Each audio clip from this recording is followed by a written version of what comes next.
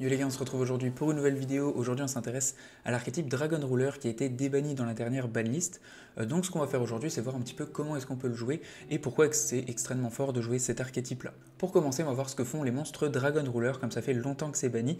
Donc on va en avoir plusieurs, on en a en tout 4 qui vont être à chaque fois d'attributs différents. Donc on a un feu, un eau, un vent et un terre. Donc au niveau du premier qu'on va regarder, c'est Blaster Dragon Ruler of Inferno. Vous allez voir qu'ils sont tous niveau 7 et ils vont tous être dragons mais juste un attribut différent. Si cette carte elle est dans notre main ou dans notre cimetière, on va pouvoir bannir un total de 2 monstres feu et ou dragons depuis notre main ou notre cimetière excepté cette carte et derrière on l'invoque spécialement. En gros c'est le même effet qu'ont tous les dragons sauf que ça va être un monstre dragon plus leur attribut. Donc lui c'est un monstre dragon et ou feu et pour les autres par exemple pour Tidal qui va être eau, ça va être un monstre dragon et ou eau. Donc là ça va être le même effet pour chacun selon l'attribut. Derrière durant le tour de l'adversaire, durant sa end phase, si on contrôle cette carte qui a été invoquée spécialement, on va devoir la retourner à la main. C'est exactement le même effet pour tous les dragons de l'archétype aussi. Ensuite le dernier effet qui va être quasi identique, peu importe la carte, ça va être que si la carte est bannie, on va pouvoir ajouter un monstre dragon. Donc pour lui ça va être un monstre feu dragon depuis notre deck à notre main. Pour notre monstre eau, ça va être l'effet d'ajouter un monstre dragon eau depuis notre deck à notre main et ainsi de suite selon l'attribut encore une fois du monstre. Au niveau de l'effet qui va être propre à notre blaster, ça va être le fait de pouvoir se discard lui plus un monstre feu et derrière de target une carte sur le terrain et en résolution de la détruire. Pour notre Tidal, on va pouvoir le discard lui-même plus un monstre eau au cimetière et envoyer un monstre directement depuis notre deck au cimetière. Ensuite pour notre Redox, on va pouvoir le discard lui plus un monstre terre et on va pouvoir target un monstre dans notre cimetière et l'invoquer spécialement. Pour le dernier, c'est Tempest qui lui n'était pas, interdit comme les autres. Lui en gros on va pouvoir défausser lui-même plus un monstre vent et aller chercher n'importe quel monstre dragon depuis notre deck à notre main. Donc c'est celui qui nous permet d'aller chercher tout le deck. Redox nous permet tout simplement de réinvoquer du Grave et notre Tidal selon la decklist on peut envoyer par exemple un The Bestial Lubellion dans notre cimetière pour ensuite sacrifier un monstre dragon et avoir accès à d'autres choses. Ces monstres-là, ils n'étaient pas bannis pour rien, étant donné qu'ils ont quand même la possibilité et d'avoir un effet de défausser un autre monstre et de faire un effet. Ensuite, on peut aussi les invoquer assez facilement, étant donné qu'on peut juste bannir des dragons du cimetière. En plus, on peut les invoquer et du cimetière et de la main. Et en plus de ça, s'ils sont bannis, ils nous permettent d'aller chercher un autre monstre dragon.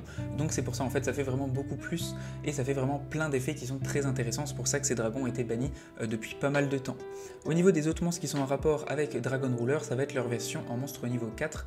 Donc on va avoir un monstre terre avec Raktan, on a Stream avec un monstre eau, on va avoir Burner avec le monstre feu, et on va avoir Lightning en monstre vent. Le principe de ces monstres, ça va être à chaque fois la même chose selon leurs attributs.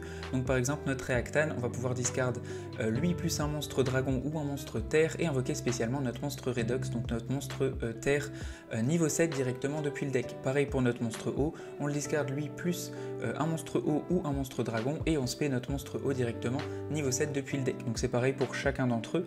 Et au niveau de cet effet, c'est pratique parce qu'en fait on va pouvoir par exemple bannir notre Tempest qui va être vent, on va pouvoir aller chercher notre monstre Lightning, derrière on défausse notre Lightning plus un monstre dragon et on réinvoque notre autre monstre Tempest depuis le deck. Donc ça va aussi assez vite grâce à ces monstres, on les joue en général x1. Ensuite, tout dépend de votre decklist. Vous pouvez jouer un peu plus de certains attributs si vous préférez, certains effets, etc. Vous pouvez un petit peu adapter selon vos besoins. Au niveau des autres choses qu'on va jouer avec ces monstres-là, on va déjà avoir dans cette decklist-là, en tout cas, des monstres bestiales, tout simplement parce que Lubellion, je trouve très intéressant.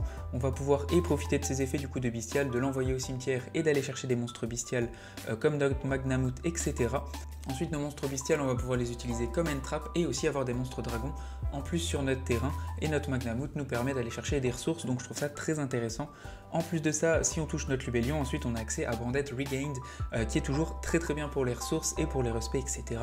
Donc clairement, Branded Regained est toujours un très bon atout dans ce genre de deck où on va beaucoup bannir, etc. En plus de ça, dans ce deck là, j'ai mis du Kashtira, donc là j'ai seulement 3 Kashtira Fenrir, tout simplement parce qu'il est niveau 7, donc il est très pratique avec nos monstres là, on le spé et derrière quand on a un autre monstre de Dragon Ruler, on va pouvoir avoir accès à des monstres X6-7, donc ça c'est déjà très pratique. Après vous pouvez jouer beaucoup plus de Kashtira, il y en a qui jouent Terraforming, qui jouent 3 fois la carte Kashtira, etc. Pour vraiment avoir beaucoup plus d'accès aux monstres Kashtira, c'est possible d'augmenter un petit peu vos ratios à ce niveau là.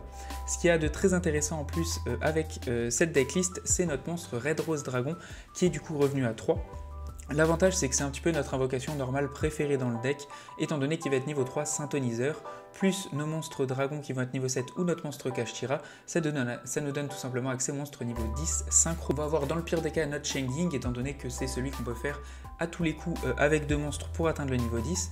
On va avoir notre monstre Genex qui est sorti il n'y a pas longtemps, qui va permettre par rapport aux attributs d'avoir des negate, donc c'est extrêmement intéressant dans ce deck là. Par contre on peut exclusivement le faire avec nos monstres Red Rose, étant donné qu'il faut bien un synthoniseur ténèbres.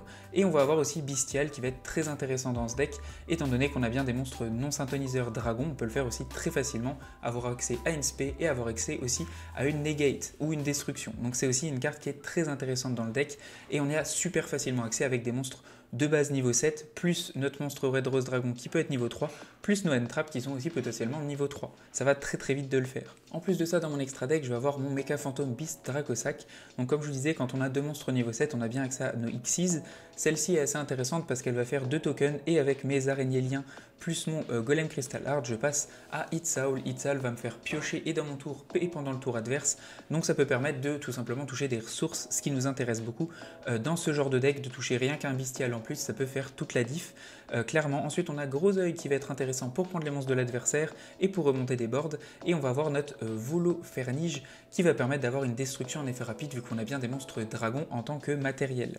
Au niveau des monstres derrière lien, on a notre Hierarchic Seal qui est très intéressante dans le deck.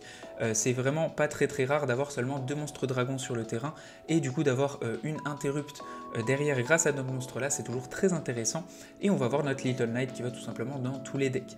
Au niveau des dernières cartes, ça va être Colossus, étant donné qu'on va jouer 3 Nemesis Corridor. Le principe de Corridor, on le connaît, c'est qu'il y a une carte, un monstre qui est banni, on le renvoie dans le deck, on le spé. C'est extrêmement simple à faire dans ce deck là, et ça nous donne derrière accès à un Colossus sur notre fin de board, ce qui est encore une fois assez extraordinaire. En fait, au final, ce deck là, c'est un mélange de pas mal de choses qui donne accès à vraiment beaucoup de choses de l'extra deck qui sont intéressants, plus derrière beaucoup de ressources qui sont intéressantes tour 0 et qui peuvent se renouveler petit à petit. Donc clairement, c'est un excellent deck. Derrière ça, on a aussi d'autres possibilités, jouer des N-Traps selon les attributs, comme je vous disais, qui vous intéressent. Si vraiment vous voulez jouer un petit peu plus de monstres vent pour avoir accès plus simplement à votre effet de tempête pour aller chercher des monstres dragons, c'est possible. Si vous voulez jouer un monstre par exemple que vous voulez envoyer au cimetière pour avoir des effets avec votre Tidal, vous pouvez jouer des Ghost Mourner parce qu'elles sont hauts. Si vous voulez jouer Diablo Star qui est bien niveau 7 et qui du coup va être comme notre Kashtira très intéressant, et pour faire des synchros et pour faire des Xyz, c'est aussi possible. Donc voilà, il va y avoir vraiment pas mal de possibilités à jouer dans ce deck, et je trouve extrêmement intéressant. Et surtout au niveau de l'extra deck, je trouve ça vraiment génial de jouer Genex et Colossus dans le même deck. Voilà tout pour cette vidéo, n'hésitez pas à me donner votre decklist, à me dire ce que vous en pensez. Moi je kiffe de fou en tout cas ce genre de deck. Ciao ciao, à plus et abonnez-vous.